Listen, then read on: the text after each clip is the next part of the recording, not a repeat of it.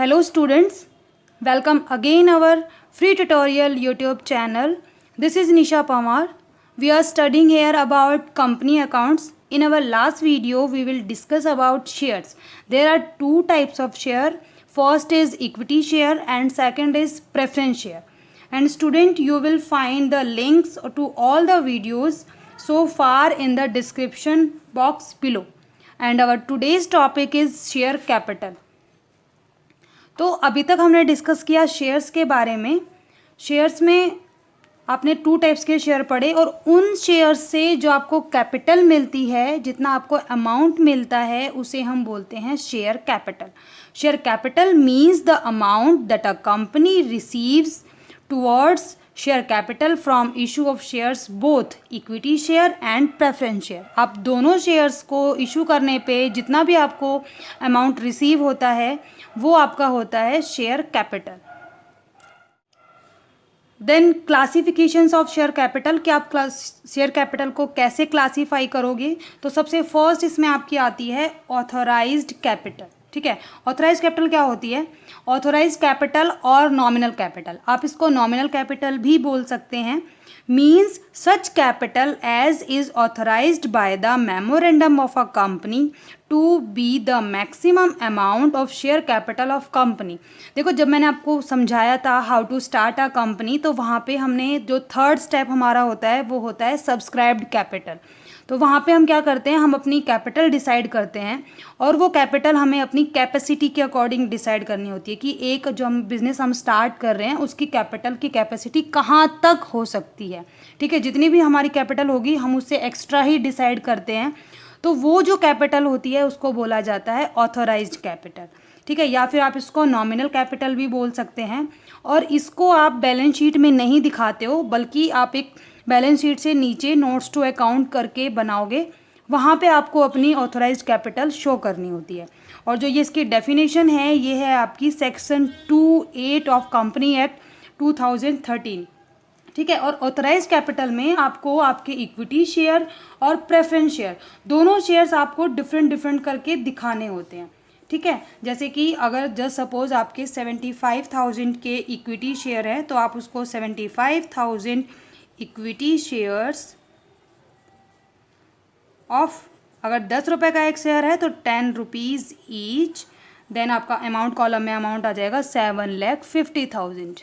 ठीक है, ऐसे ही अगर आपके प्रेफरेंस शेयर भी हैं तो प्रेफरेंस शेयर डालोगे 2,500 preference share of 100 rupees each, तो ये आपका आ जाएगा 2,50,000. ठीक है, तो आपकी जो ऑथोराइज कैपिटल है वो टोटल कितनी हो जाएगी? ये आपकी हो जाएगी 10 लाख रुपीज़. ठीक है, इस तरीके से हमें अपनी ऑथोराइज कैपिटल शो करनी होती है. और कहाँ शो करेंगे हम इसको? नोट्स टू अकाउंट में, ना कि हमारी बैलेंस शीट में. नाउ स्टूडेंट, हमारी जो सेकंड कैपिटल है वो है इशूड कैपिटल. ठीक है, issued capital means such capital as the company issues from time to time for subscription. तो देखो, सबसे पहले क्या होता है कि हम लोग अपनी कैपिटल डिसाइड करते हैं, तो वो आप शो करोगे अपनी ऑथोराइज कैपिटल में. उसके बाद उस ऑथोराइज कैपिटल में से कुछ शेयर्स को हम पब्लिक के लिए इशू करते हैं और फिर उन पे हमें सब्सक्रिप्शन रिसीव होता है. ठीक है, तो वो जो कैपिटल होगी वो आपकी इशूड कैपिटल होती है. और कोई भी कंपनी जितने उसकी सब ऑथोराइज कैपिटल है सारे के सारे शेयर्स अपने इशू नहीं करती है.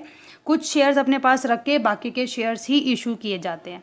तो इस तरह की जो कैपिटल आएगी, इस इशू करने से जो कैपिटल आपके पास आएगी उसको हम बोलते हैं इशूड कैपिटल. और ये जो डेफिनेशन है ये है आपकी according to section 250 of the company act 2013. ठीक है, और इशूड कैपिटल आपकी 3 टाइप्स की हो सकती है, मतलब थ्री वेज में आपकी आ सकती है.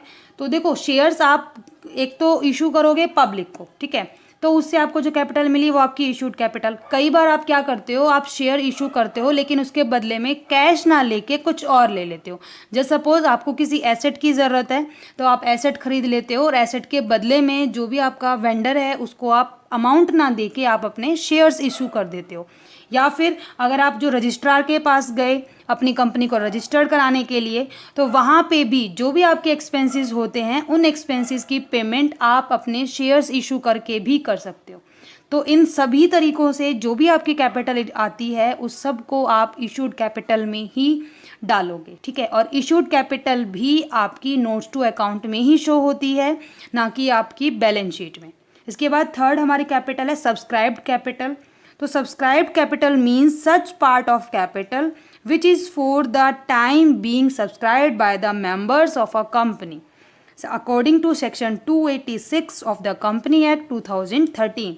तो सब्सक्राइब कैपिटल क्या होती है? देखो, सबसे पहले हमने कैपिटल डिसाइड की तो वो आपकी ऑथोराइज में जाएगी, उसमें से कुछ शेयर्स आपने इशू कर दिए तो वो इशूड कैपिटल में गई, और इशू कैपिटल इशू जितने आपने शेयर किए उनमें से कितने की आपके पास एप्लीकेशन मनी आई उसे हम बोलते हैं सब्सक्राइब्ड कैपिटल, ठीक है।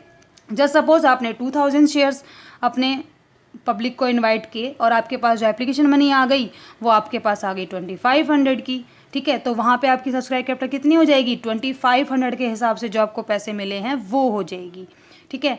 और जो सब्सक्राइब कैपिटल होती है उसको आप आगे फर्दर 2 पार्ट्स में डिवाइड करते हो, जिसमें कि फर्स्ट आपका है subscribed and fully paid up and second है subscribed and not fully paid up. अब fully paid up and not fully paid up का क्या मतलब होता है? तो देखो, जितने शेयर्स के लिए आप लोगों ने आपके पास इनवाइट किया तो आप उनसे जो पैसा मंगवाते हो वो या तो आप इंस्टॉलमेंट में मंगवा सकते हो या फिर आप इकट्ठा मंगवा सकते हो। इंस्टॉलमेंट में कैसे मंगवाएंगे? हम कुछ अमाउंट एप्लीकेशन पे मंगाते हैं, कुछ अमाउंट हम अलॉटमेंट पे मंगवाते हैं, कुछ फिर first call, second call, final call, ऐसे कर करके हम अपने पैसे मंगवाते हैं। तो अगर आपके पास जितनी भी सब्सक्राइब कैपिटल आपकी आई, जितना भी लोगों ने सब्सक्राइब किया, पूरा का पूरा अमाउंट आपका आ जाता है तो उसे हम बोलते हैं subscribed and fully paid up, मतलब कि आपका सारा अमाउंट पेड अप हो चुका है, ठीक है। And subscribed and not fully paid up का मतलब कि जितना अमाउंट आपके शेयर होल्डर ने पे नहीं किया वो अमाउंट हम लेस करके दिखाते हैं, उसको कॉल्स इन एरियर बोला जाता है। मतलब जितनी भी आपकी अमाउंट आपको रिसीव नहीं हुआ, जैसे सपोज आपकी 2 रुपये नहीं मिले, आपके 3 रुपये नहीं मिले, तो जितना अमाउंट नहीं मिलता है उसको हम सब्सक्राइब कैपिटल में से लेस करके दिखाते हैं और वो आपका कॉल्स इन एरियर में जाता है। और वो किस हेडिंग में जाएगा? Subscribed and fully paid up capital में, ठीक है। और जो ये सब्सक्राइब्ड कैपिटल होती है इसको आप शो करते हो अपनी बैलेंस शीट में एज अ शेयर कैपिटल।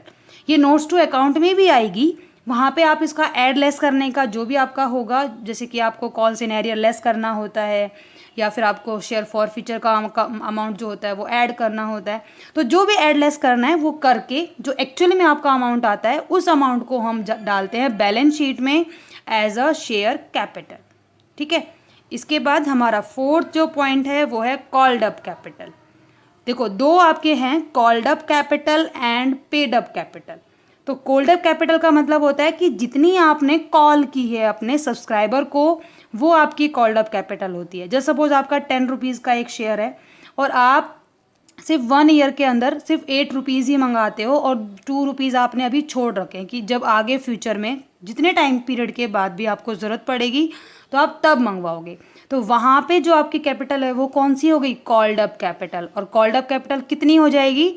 सिर्फ 8 रुपीज़, ठीक है। अगर आप सारा का सारा मंगा लेते हो तो आपकी कॉल्ड अप कितनी हो जाएगी? 10 रुपीज़।